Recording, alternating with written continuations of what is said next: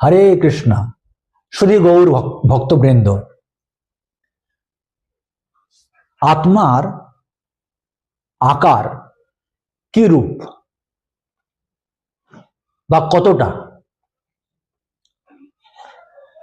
শ্বেতশ্বতর উপনিষদে বলা হয়েছে বালাগ্রস্য 10 সহস্র ভাগাত, অর্থাৎ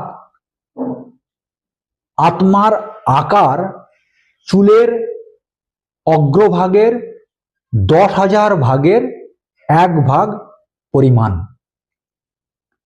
তা এতই ক্ষুদ্র যে